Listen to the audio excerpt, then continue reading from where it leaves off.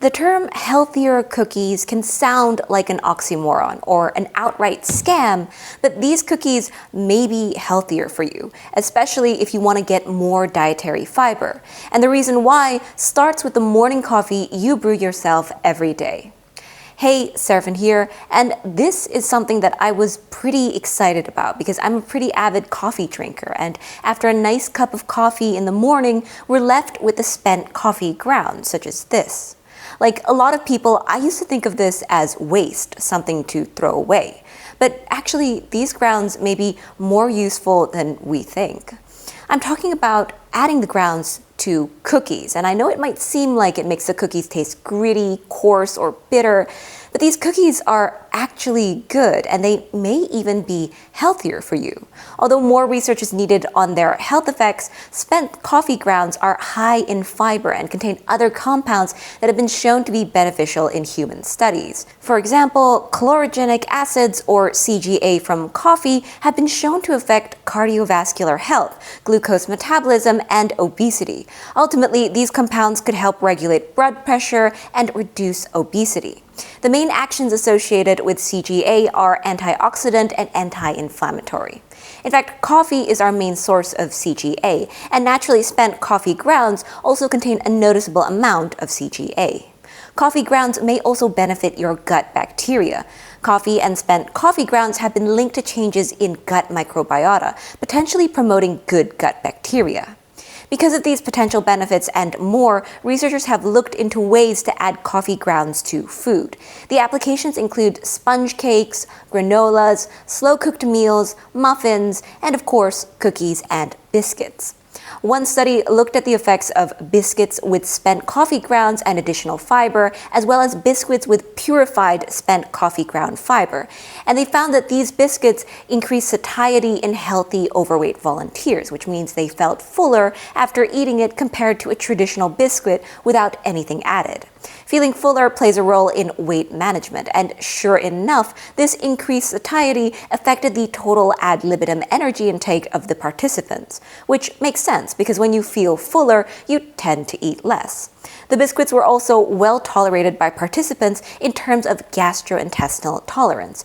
Ultimately, the study confirmed that the addition of spent coffee grounds and purified spent coffee fiber resulted in increased protein and dietary fiber content of traditional biscuits. The spent coffee fiber could help slow gastric emptying, modulate appetite, and thus body weight. Another study, a small human clinical trial, found that biscuits made with fiber isolated from spent coffee grounds improved the quality and length of sleep in young adults.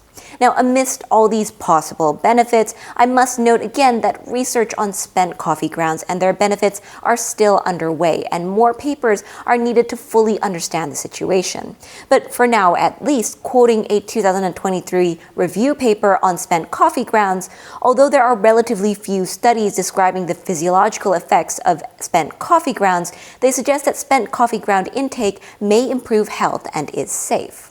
So let's get down to the practical application. How much of the coffee grounds should we add to our cookies? Well, according to one study on coffee grounds in shortbread, replacing 10% of the flour with coffee grounds was found to be the most desirable in terms of aroma and hardness. And in terms of overall acceptability, the 10% spent coffee ground shortbread was second only to the control without any coffee ground addition.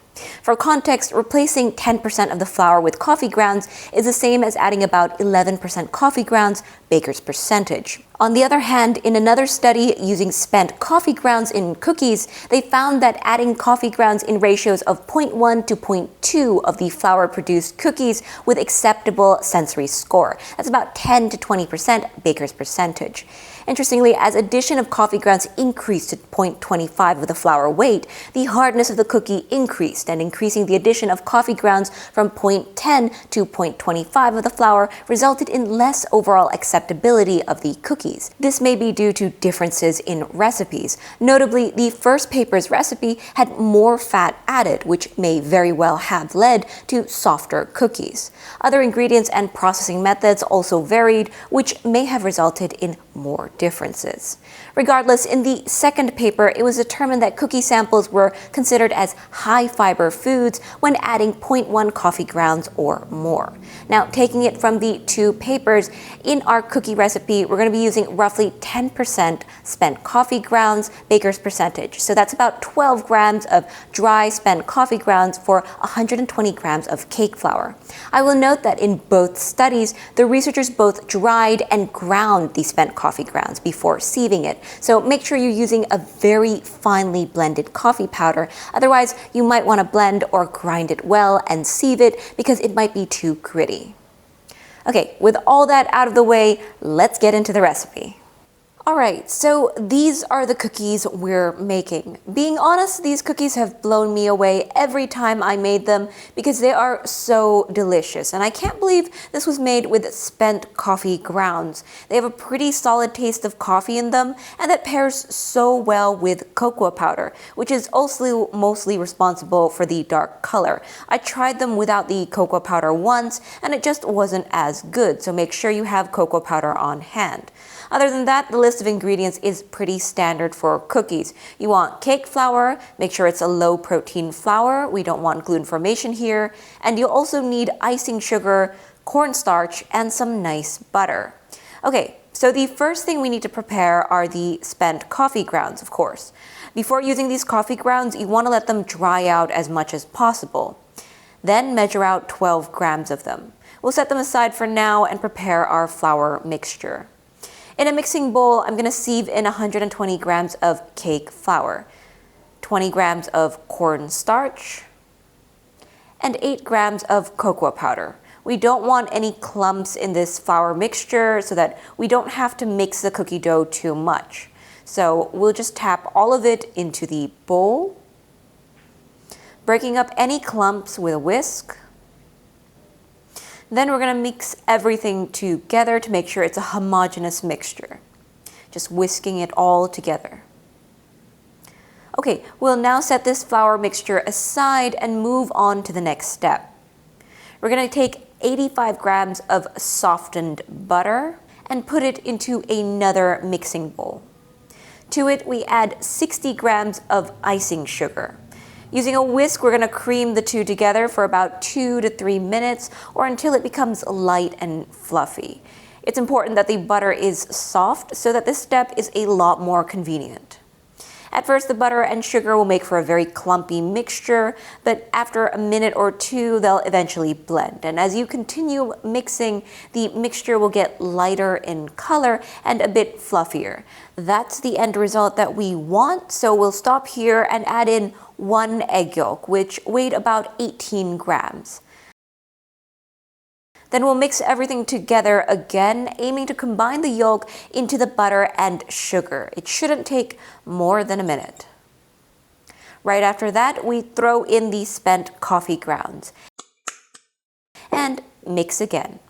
This really makes for such a pretty picture, and it smells incredible. When I first started making these cookies, I was really surprised by how fragrant and flavorful these grounds were, despite having already been used to brew coffee. Okay, now that these spent coffee grounds have been mixed into the butter mixture, we're going to put away the whisk and throw in our flour mixture that we prepared just now. I'm just going to dump it all in. And then using a spatula, we're going to combine it into a cohesive dough. It might take a little effort at first, but you just want to keep going with it. Keep folding it over. The color may look really light at first, but once the flour mix is properly hydrated, it will turn much darker than you might expect. This is mainly the work of the cocoa powder, since the coffee grounds aren't actually that dark in shade. And once the dough is just combined, that's where we want to stop mixing. We're going to prepare some plastic wrap now and place the dough inside it.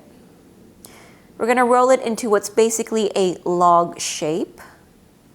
Just rolling it up, tucking it in, and sealing in the sides. We're gonna put it in the fridge to really harden and set for about 45 minutes. This will make the dough a lot easier to handle. After 45 minutes, we'll take the dough out and remove the plastic wrap, unraveling the cookie dough. And so we've got a scale at the side. Using a scraper, we'll cut off a piece.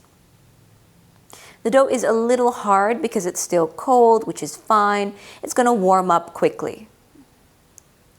We're going to be measuring out 8 to 9 gram dough pieces. We'll then be shaping this into our coffee bean shape by first rounding it in our palms, shaping it into an oval, and then making an indentation using our scraper before putting it down onto a plate lined with parchment paper. And this is the final shape. We're going to repeat for the rest of the cookies. This recipe makes about 36 to 40 cookies, and I'm placing them on 2 plates here for now because we're going to be chilling them in the fridge for 1 hour or so to really set and prevent them from spreading out when we bake them. If you find that the cookie dough is getting sticky or too difficult to handle, then you can pop it back in the fridge for about 5 minutes or so and then continue shaping it. Okay, last cookie, and we'll set it down on the plate before taking both plates to the fridge and leaving them to cool for 1 hour. Before the cookie dough is done cooling, we're going to take the time to preheat the oven to 160 degrees Celsius. We're also going to prepare a baking tray lined with a silicone baking mat. And when the cookie dough is nice and cold, we're going to take them out of the fridge and move them from the plate onto the baking tray. They should be very easy to handle, nice and solid, and they should detach easily from the parchment paper. Worst case scenario, if anything sticks, then you can use the scraper to loosen it, but that shouldn't be necessary here. Once the cookies are all on the baking tray, we can bake them. We're going to be baking them at 160 degrees Celsius for 15 minutes. Now, every oven is different, so make sure to adjust these settings to your specific oven.